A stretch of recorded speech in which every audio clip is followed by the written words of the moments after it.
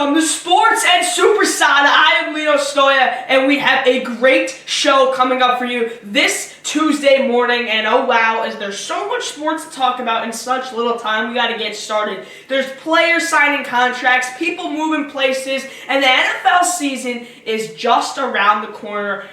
I think it's going to be a great one. There are so many players who are just really showing everything they got in training camp, and you can really tell it's ramping up to be a great season. But let's start off with some news on yesterday. Contracts were being signed, that is right. Quinnen Williams, the all-pro defensive lineman out of Dallas, signed a 3-year, $105 million deal, so he's there. He's there for good. As a New York Jets fan, good for him. Quinnen is a guy who is just always going to be out there giving his all. He's always going to make a good play. He's a great person to rely on. And I think for the Dallas Cowboys, this is this is something that for them is huge. They've been known not to have a defensive identity, and I think this is going to help build that on the team because that's what they need. And I'm glad.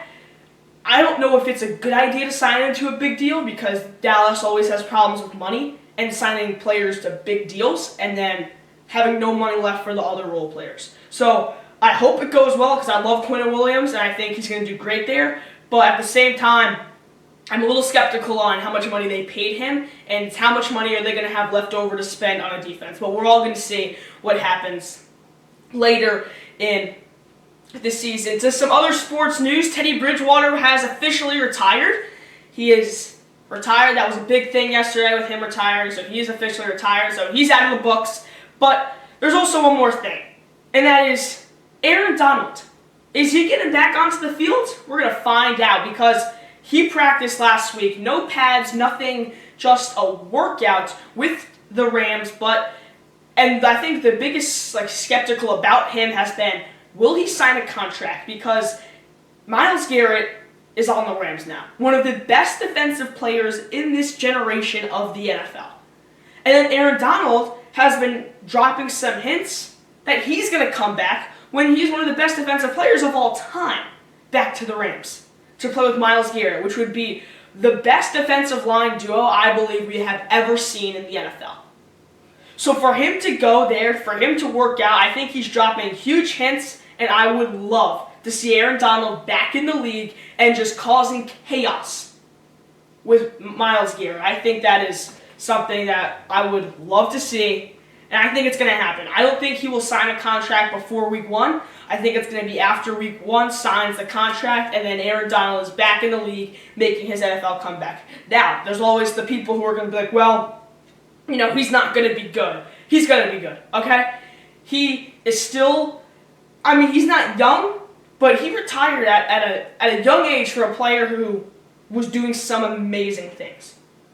So I think he's still got it. He's not going to be what he was in his prime, but I think he's going to be better than a good amount of defensive linemen in the NFL still after coming back after, I believe, 3 years off out of the NFL. So I think that's going to be a very exciting thing to see.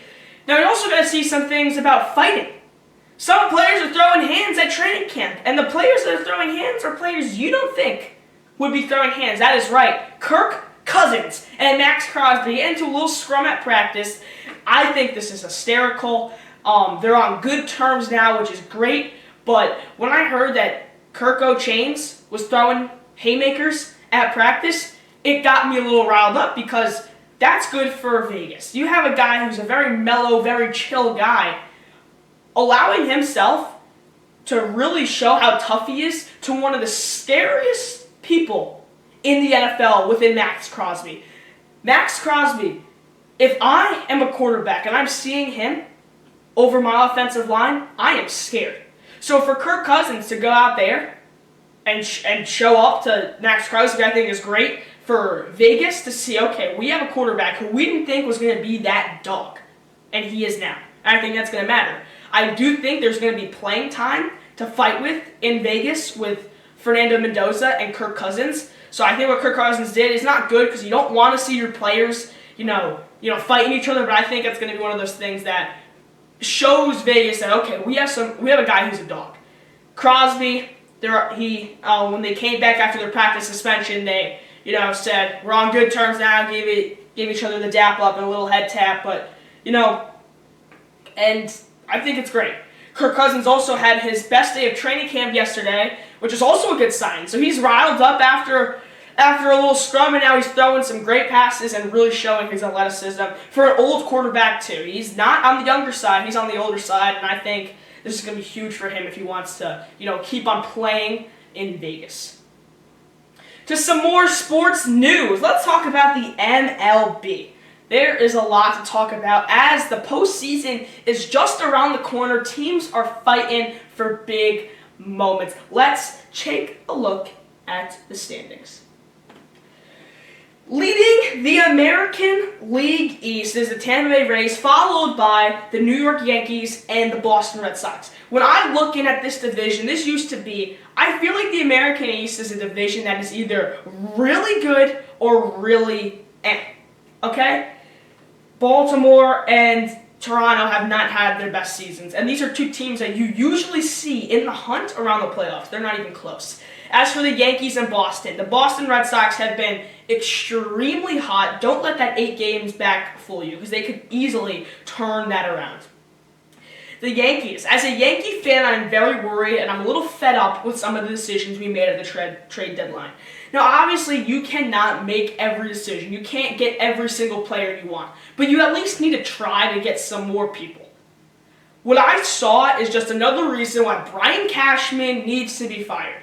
And I know I say this a lot, and the old Yankee fans are always like, well, that if you fire him, you're never going to win a World Series again. There's 26, he won a ton of championships, and Well, what I respond to that is, where is our championship in the past 20 years? We're nearing 20 years without a championship ring as the New York Yankees. And you got to blame it on Brian Cashman, because Brian Cashman is the one making the decisions. He's calling the shots. He's building that World Series lineup. And yes, we did go to the World Series in 2024, but we didn't get our job done. I need something. I need something from Brian Cashman. I hate to see when, we do nothing at trade deadlines but get a few pitchers. Those pitchers are good. But you need a value that we have holes everywhere in our defense and in our lineup. And that's where you don't see him trying, okay? Luis Garcia, okay, but you have one of the best first basemen in Major League Baseball who he's going to have to go up against. Doesn't make sense, okay? For the hitting, do it. But for that, makes no sense. I do really like that George Lombard is back into I wouldn't say back, but he's now into the league as his rookie debut. He's hitting the cover off the ball. He's playing amazing. He's doing way better than Andy Volpe, who is the worst baseball player the New York Yankees have on the team. So glad he is back in the minors because he's atrocious to watch when Lombard is just a really good player who's finally there. And I think what the New York Yankees like to do with their prospects is let them wait. Let them wait till they reach their highest potential in the minor leagues, fall back a little bit, then they like to bring them up. That's what happened with Spencer Jones. That's what happened with Jason Dominguez.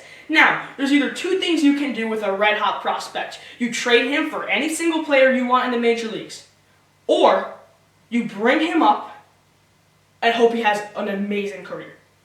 You can't just watch him go in the minor leagues. First of all, that's not good for the player, and second of all, that's not good for you. You can either get a ton of value with him on your team or with him off your team in trade value. So that's what the New York Yankees do that I just can't stand to watch and see, because I know it doesn't work like that. You need to bring your prospects up and you need to get use of them now. I think that's good that George Lombard is up there and he's playing great baseball. Spencer Jones, he's up there late, but I hope he can, really show what he was showing like a year ago with him when he was doing in the minors, just hitting home runs. That's what I hope. But I don't know. I think the Yankees can get back up into the top spot, but Tampa's also a team that does not lose games like that. They're going to have to be fought. It's going to be very interesting. For the AL Central, the Chicago White Sox lead by a pretty close margin, 3.5 games. They're trailing The Minnesota Twins are trailing by 3.5 games, along with the Detroit Tigers, who have not really had the best season compared to their last year's season, who were definitely big contenders to win the World Series. For the West, the Houston Astros are leading the league, leading their division, but the Texas Rangers are right behind them, a half game back. Now for the National League, the Atlanta Braves are still up in the top spot with the Phillies being 7.5 games behind. Do the Phillies get into the playoffs? They had one of the worst starts of the season I have ever seen. They get a coach who knows what he's doing, and they flip their season around. They win a bunch of games. They're scaring people. All of a sudden, when you thought the Phillies were not going to win, they started winning. I think it's great. I think the Phillies could. They're not going to take it. They're not going to take on the Braves, but I think they could shorten the games back to at least 3, and they're definitely going to be a high wild card. I think that's definitely in play for the Philadelphia Phillies.